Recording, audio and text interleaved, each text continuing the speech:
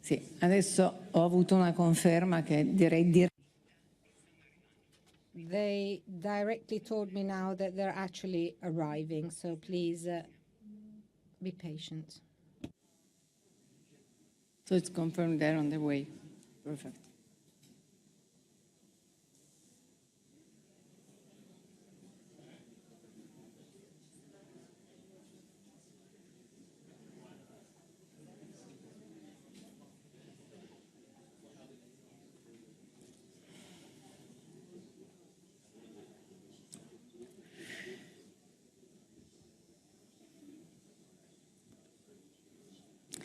Bene, diamo il benvenuto. Okay, we would like to welcome the President of Ukraine, Mr. Volodymyr Zelensky.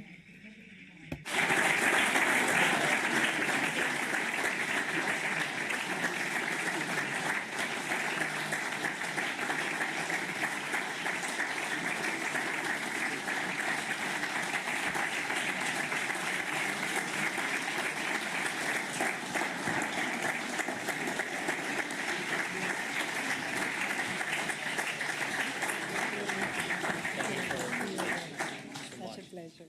Please. Thank you so much. Thank you. Thank you, President, for being with us today. So let's see if the mic is working. Perfect. Like this. Very good. Thanks so much. Thanks so much for being here. Thank you. Thanks so much, because today is day 924, 924 days of war in your country. And only people who experimented war in their own life can understand exactly what it means in terms of suffering, sorrow, and the problems even on everyday's life. So I'm saying this just to put into perspective what you are going to tell us. And we are really happy that you decided to be here with us tonight. So I leave the floor to you, then we can have a little discussion afterward, even with the people in the room. President Zelensky, the floor is yours. Grazie. Buonasera Italia e grazie per il sostegno al nostro paese. Thank you for supporting our country and our people. Thank you so much. In support of Ukraine, every action and every expression of solidarity from our partners around the world that helps us restore security and bring peace closer. Ukrainians want this war to end more than anyone else in the world, but definitely not through the destruction of their nation, their culture, their cities.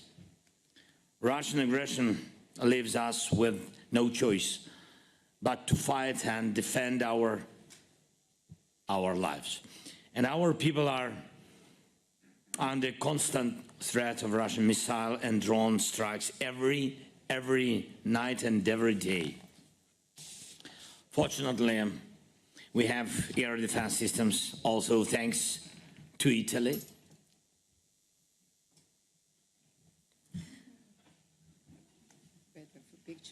Yeah, but it is not enough to secure our entire territory and repel every Russian attack.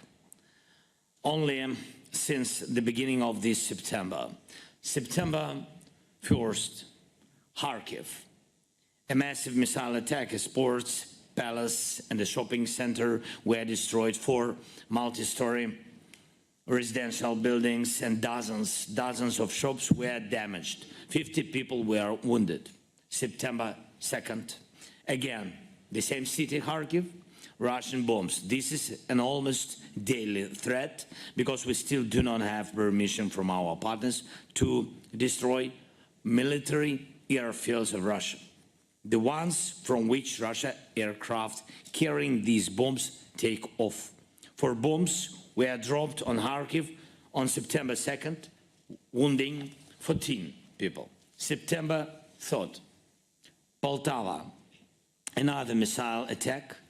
It hit the territory of the Institute of Communications, destroyed it totally, and a nearby hospital, 40 residential buildings, in this area were also damaged. In total, Russia killed this day 55 people, civilians, in this strike, and 328 were wounded or injured, including severe injuries, amputations, and internal organ damage. September 4th, the city of Lviv, the western part of our country, a missile strike directly on the city, targeting ordinary civilian infrastructure. More than 100 residential buildings were damaged in the attack, as well as a school, 3 lyceums, kindergarten, 2 hospitals. 65 people were injured in the strike, and tragically, 7 of them died. Among the victims, Russia claimed the lives of 4 members of one family. A man survived, but his wife and 3 daughters were killed in their own home by a Russian missile directly to the house. Yesterday and today were also the days when Russian missiles attacked drones and heavy aircraft bombs were launched against our Ukrainian cities, against our villages, big, small, doesn't matter for them. What does Putin want to achieve with all this? Ukrainians did not want his land. We did not want to take anything from Russia, but it was Putin who wanted to take our land, and he occupied our territory. Putin tries to destroy our state and has consistently done everything to deprive Ukraine of its sovereignty, ruin our economy, and force Ukrainians out of Ukraine. Russia has been openly targeting the destruction of our entire energy system, aiming to plunge Ukraine into darkness. Can this evil be accepted? No, of course not. And that is why Ukrainians continue to fight for their lives, for their children, for their right to live on their land with our families, our children, and in safety in our homes. This is all we want. Is it too much to ask for any nation? Dear friends, thank you for invitation. Dear Italy, Putin is seeking out the world's worst regimes to find more missiles so he can continue killing Ukrainian children. We are searching for where to get air defense system to defend ourselves. Russia is using ballistic missiles from Pyongyang, attack drones from Tehran, and vast amounts of money from Siberian oil to drag out this war as much as possible and deprive our country of life. But we are building each day shelters for schools and even underground schools so that Ukrainian children can study in safety despite everything.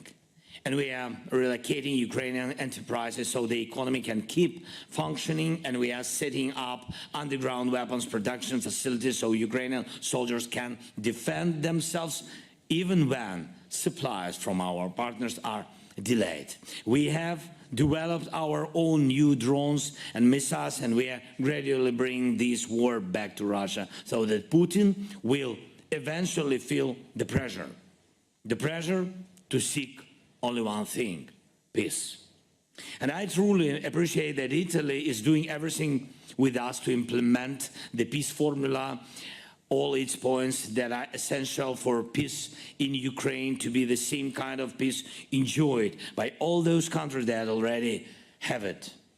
Ukraine is not asking for anything more than what your country or any other country already has. We just want no father in our country to have to bury his wife and daughters because they were killed by Russian missiles. We just want Ukrainian boys, Ukrainian girls to never again suffer because they cannot help their parents who are in Russian occupied territories. We just want the heritage of generations of Ukrainians not to be destroyed under Russian bombs. Ukraine deserves to be safe, and we will definitely gain security for our independence and for all our people, all our lovely children.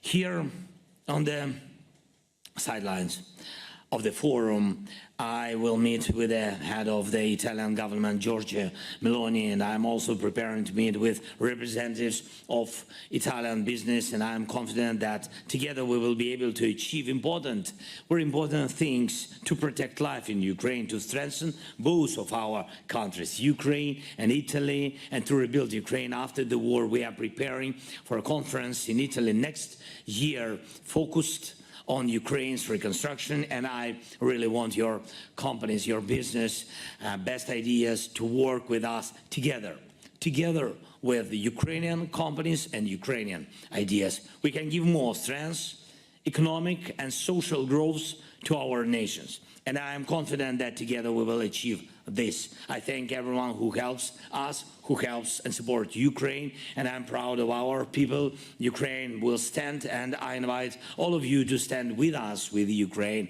and to protect what makes people human. Thank you for the invitation again. Thank you for your attention. Grazie mille. Slava Ukraini.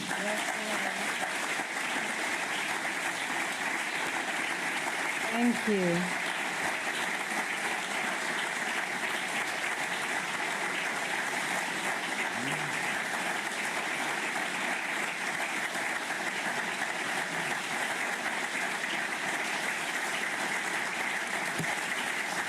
Thank you so much.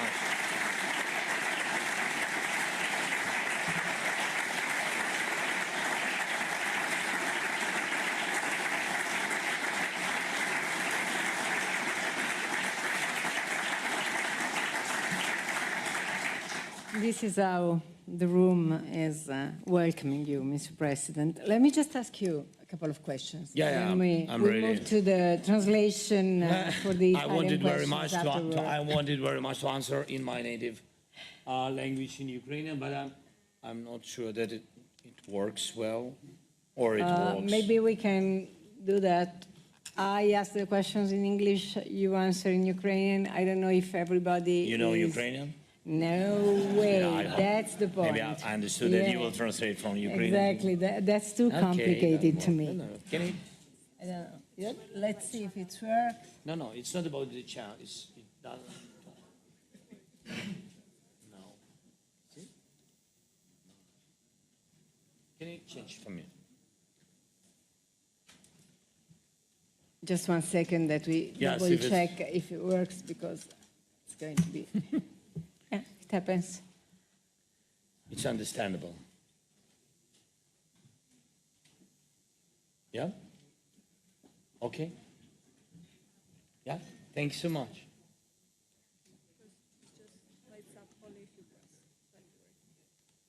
Is it No. working now? No, nothing changed. But I'm thankful that you tried. Okay, hopefully we will manage it. It's okay, we'll speak English. Okay, I'll start with the first I don't question. know Italian, sorry. We have this problem. I don't know Ukrainian, you don't know Italian, but I think that what will English do? would do. Okay.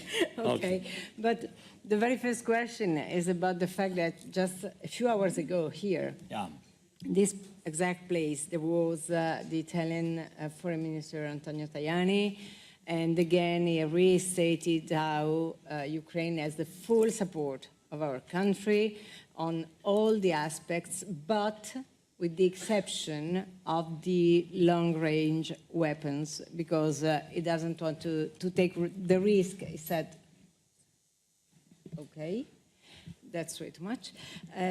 And he doesn't want to take the risk of one day seeing an attack on Moscow or something like that. So since you told us very clearly which are the risks you're living on a daily basis, where is the limit? What are you asking exactly? Where are the limits? I think this is a question to Putin, where are the limits? And I think that he's He will never come until he will destroy all our nation. Of course, because of big support of the United States, European friends, including Italy, as I said, now, of course, we will prevail. And we didn't give him this possibility. He wanted very much at the very beginning of full-scale war. He wanted very much to destroy us and occupy totally us, 100%. You remember, during 3-4 days. Now the war is long, and we really want peace. Okay, thanks so much. But I think that audience likes my English. Yeah, definitely. Yeah, I'm sorry. Yeah. It's perfect. Yeah. We love it. Yeah, okay, I will have some practice more. Yeah, so that's that. So the question is about limits. He doesn't have any limits. You see that he's killing. I mean, he's killing civilians. So it's not the rules of the war. So we don't remember such last, I think, 80 years. We don't remember this in Europe, in the world. He deported 20,000 children. He deported 20,000 children from occupied territories to Moscow, to Russia, somewhere, I don't know. So what about limits? I think this is the question to him. About long distance, which is very important. Thanks for support, Prime Minister, and of course, Minister Tajani. We have good relations with him, and we are on contact. We had a lot of dialogue, and we're thankful, as I said, for some air defense system, which you had. It's together with France, and so thank you for this. It helped to save those children who are not deported, who are in Ukraine. So thank you so much. But there are some mistakes. When we speak that, for example, Italia or somebody else, doesn't matter, afraid that we will attack Kremlin. It's a pity we can't. Because those long distance weapons, what you had or some partners, it's about 200 kilometers. So it's less than those distance. What about Tajani spoke? So, but your production have to try to do their best. But you have to understand, it's a joke, yes, but it's very serious, really serious. 4,000 bombs each month Russia uses on the territory of east of our country. 4,000 bombs. You can't destroy it, this position. You don't have key to this problem. They are not stopping, and they will not stop. And they destroyed so many cities and villages, 4,000 per month. How they use it? They use it by jets. Jets are situated on the military airfields, on the distance from our country, from our borders, on the distance 100, 150, 300 kilometers. What we want, how to use this long distance weapon, just on military airfields, just to use this weapon, which can work with 100 and 300 kilometers. That's all. That's all. No other ideas. This about, when we speak about their energy system, they destroyed, we had blackouts, you know, sure. Yes, all of this. So when we speak about 1,000 or 1,000 an hour, we use our drone production. But it's, again, not about targeting civilians. They are our enemies. They are really our enemies because they support the policy of Putin. But we never attack their civilian infrastructure. And also, so that's about long distance. That's very clear. Thank you so much for your answer. And by the way, everybody got a little bit nervous when you decided the Kursk move. Nobody knew that. Nobody was except aware Putin, of it. you see? You're telling me something. No, but tell us, when did you decide it? With whom, if I may ask? Yeah, please. Because that was totally by surprise to anybody, even in your country. We didn't have surprise. We've got just real clear information from Ukrainian intelligence and also from intelligence of our partners, including United States and UK and EU partners. We've got information that after our place, Kharkiv, Putin tried to occupy it last 2 months, some months ago, he tried to occupy our city, Kharkiv.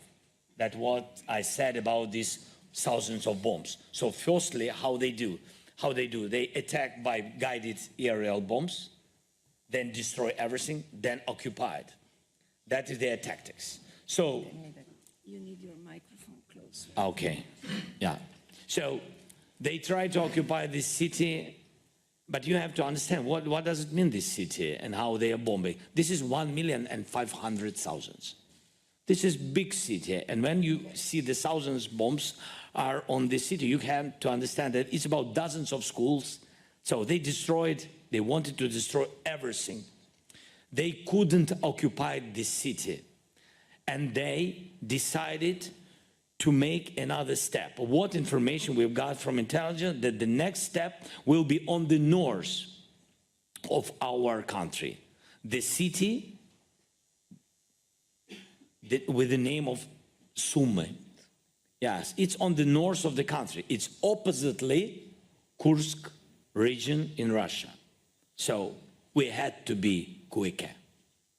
We couldn't lose families. We couldn't lose this big city. It's a big region, and about hundreds, thousands of people, houses, schools, universities, everything. They attacked the biggest university in this region. So they did a lot of things before. So we had this information, and I decided with my chief commander, yes, we have to do it quicker. And nobody has to know. It's not because we don't respect or not. It's not about it. Because Russia is everywhere with their intelligence. Everywhere. That's why we had to use very careful this information, very confidential, and we had success. And that's why we defended this region. All this region, we defended with this operation. Thank you very much, President. I'm going to open to the floor, but let me just ask you this very last question. When will be the day or the moment in which you decide to sit and start negotiations? What will be the reason that makes you go to the table? Yep. Just answering on this question, just one step back. Can you understand any leader if there are some troops on your territory, like in Kursk? You don't move your troops from another country. You continue occupying east of other country and don't save your people. What can you say about this man, about leader? It was very important with this operation to open eyes to other countries, some leaders, analytics, to understand the real reason of Putin, really to destroy us totally. So he didn't bring all these forces to save these people, to save his children, which been on this territory. Our soldiers gave them corridor. Our soldiers gave them water, food, everything. Didn't kill. Can you imagine? It's a big operation. 1,300 square kilometers. We controlled 100 villages, including cities. 100. Nobody was killed from civilians. But for him, doesn't matter. He continued occupied and attack our villages and kill our people. So that is the answer.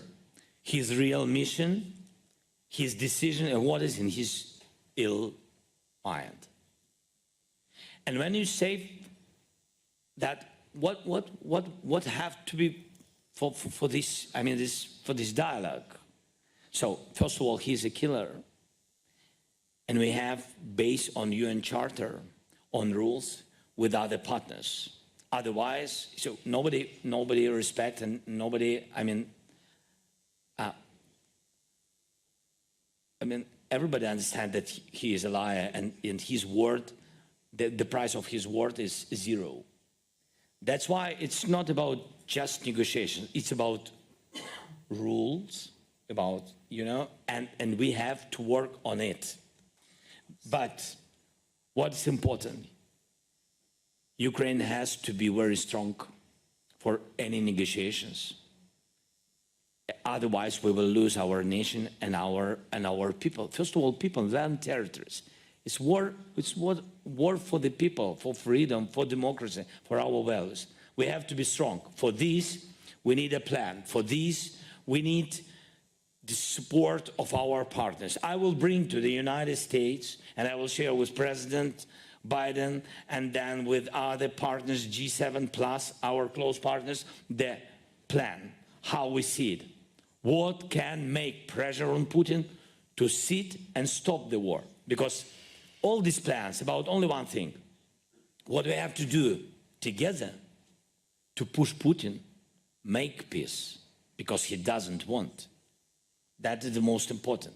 He doesn't want. He has to be weaker. Ukraine has to be stronger with all the world. Yeah. Very clear. Thank you so much. Let me open to the floor. We have a bunch of people here asking for questions. So the first two questions, one is from Sonia Bonfiglioli. Thank you so much, President Zelensky, to be here. It's a really big emotion to have this moment. I think we have to think positive, and we have to believe that we will reach a good peace for Ukraine people. So thinking to that moment, what is your vision of what will have the role of Ukraine in the post-war situation? And thinking back to what's been the Minsk agreement, the failure of Minsk agreement, what do you think could be the challenge and, how do you say, the topics that has to be faced and solved for Ukraine and also for Europe to reach a stable peace? Thank you, President. Let's take a couple of questions and then you answer. Yeah, it can be. Yeah. Alessandro La Volpe. Here I am. Mr. President, thank you. Big thank you. My question would be on the reconstruction of Ukraine. When you think about the rebuilding phase, which role you would envision for technology to help your country? Thank you. Maybe we take all of them. Yeah, please, Okay. continue. Yeah. Emanuela Trentin. Good evening, Mr. President. My question is, you listed us a shocking and huge list of damages that Ukraine is suffering. So what role of foreign investor in the reconstruction and in recovering the damages you are suffering for your countries? And what are the sectors in case that you consider key in this context? Thank you. And the last question is from Riccardo Illi.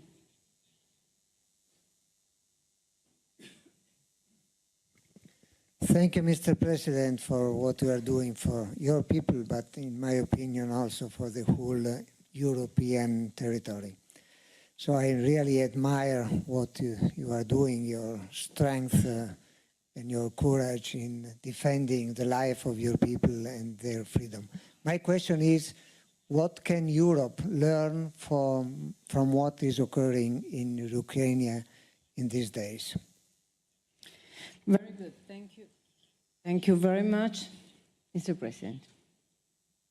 Doris, 1 second. Yeah. So Take your time. Very many questions to answer quicker. Exactly. If you can use the phone, so I will answer in Ukrainian. Okay. If it's possible, yeah. So let's give everybody just 1 second to. Okay.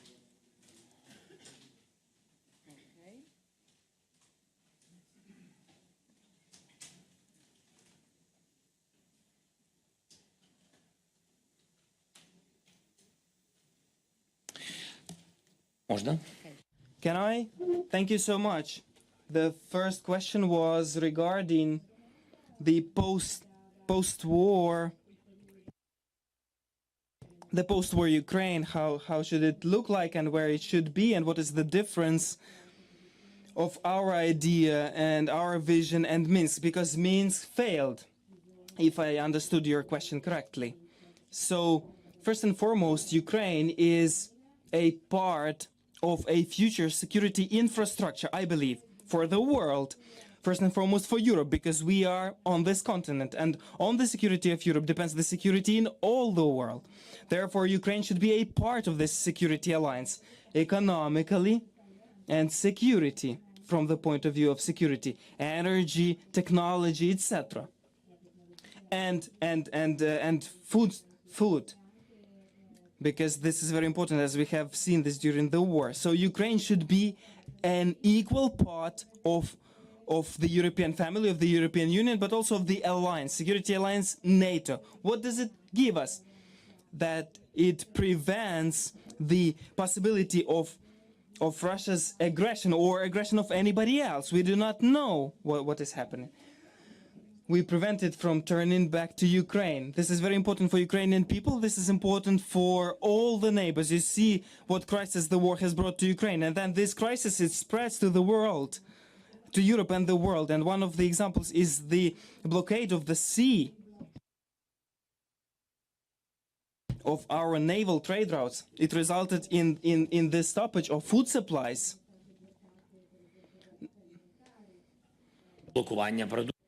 The blockade of the food supplies, and this spreads not only to Europe now it spreads to Asia, provokes hunger in Africa. So Putin has brought this danger to many countries in the world. We cannot say that this is a war only in Ukraine. War territorially is in Ukraine, but the whole world has suffered, not because of Ukraine, once again, because Ukraine is defending the values. And in this situation, it is defending the Europe and the whole world. That is why I believe that this will be the component of these security alliances. That is very important.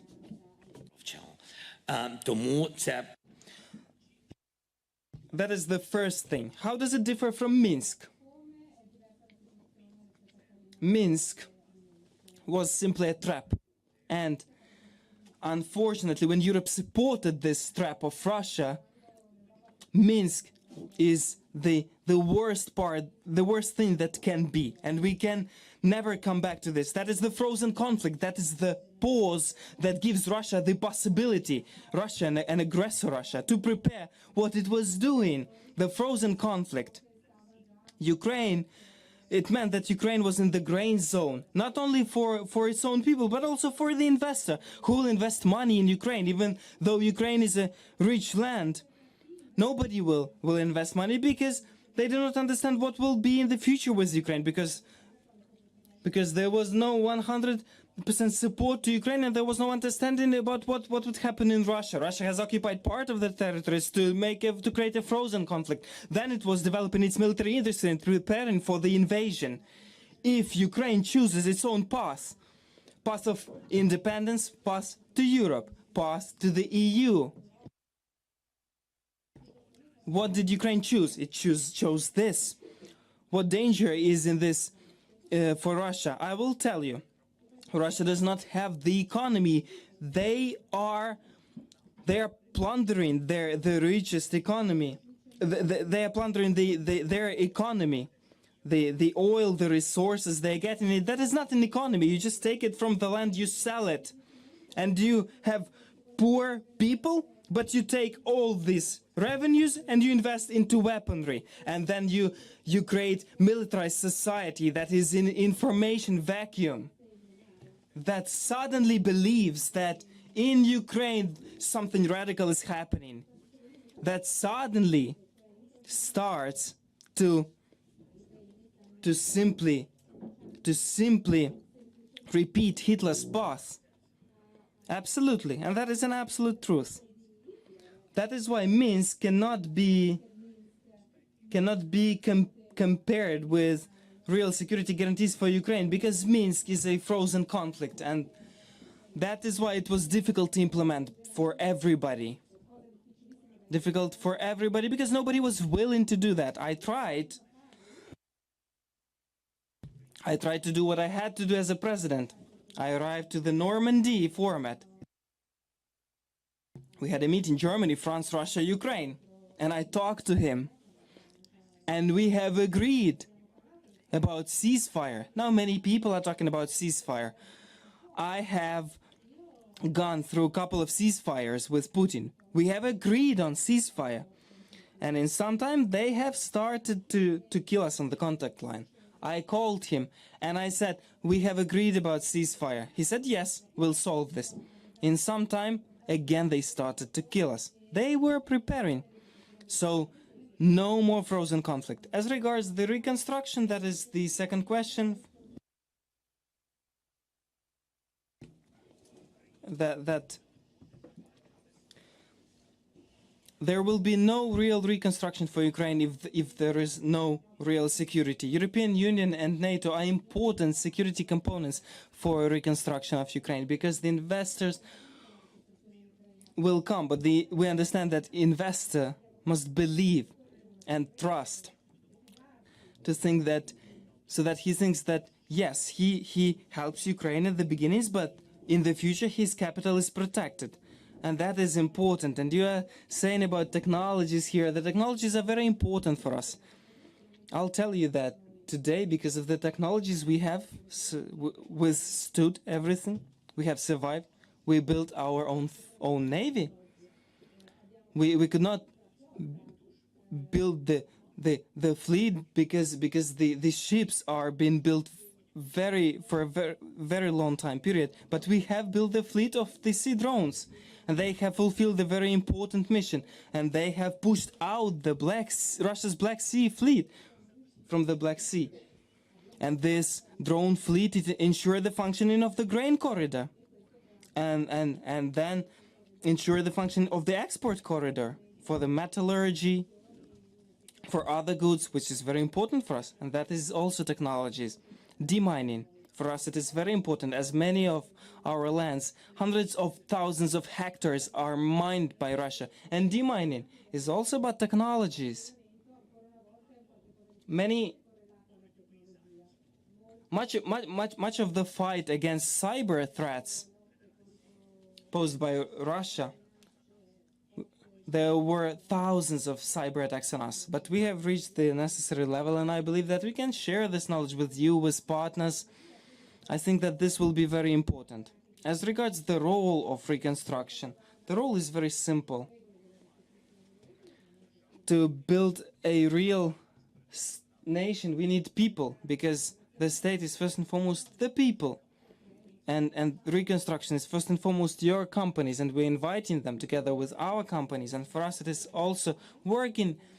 It's also jobs. Without jobs, we will not be able to bring back Ukrainians. That is 7.5 million Ukrainians who are now abroad in various countries: Poland, Germany, Czech Republic, Italy, Spain. We need these people. We need their hands. We need their heads. As regards the key sectors you have asked, that is energy. War has taught us and partners on what energy grid should look like. It must be decentralized.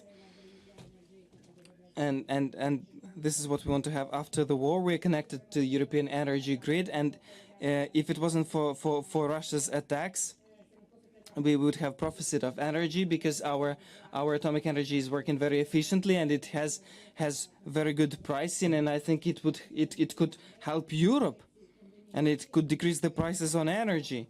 We are also paying attention to technologies, digitalization, medicine, rehabilitation. This war unfortunately has brought many crises and many deaths, but it has also brought experience. And we will share this experience with all the countries who have helped us in times of war, and this is a just way to do. The last thing regarding Europe, what Europe can learn. I think the most important thing is that Europe has united, and I think that Ukraine has played its role at the moment when Europe had to be united. United Europe is a powerful continent that economically is much stronger than many others. And Russia has always achieved divided Europe via threats, via energy blackmail. Divided Europe is not capable of fighting against Russia. I'm talking not about war. Economic war is also dangerous with price dumpings, with instrumentalizing prices on gas, on oil. But united Europe is much more stronger and much more attractive for everybody, not only for countries that are in Europe neighborhood, but also for Asia, for Africa, for many countries. Very much, Mr. President. Thanks also because you took us exactly where we started this morning. We were talking about the unity of Europe, and you took us back there. Thank you so very much. I think this applause Thank you so much. will take you back to Ukraine, and we hope next year you will be back just talking about investment. Thank you very much. Thank you. Such a pleasure. It's the first time, and this works perfect. And thanks for helping me with that. Thank you. Grazie e a domani.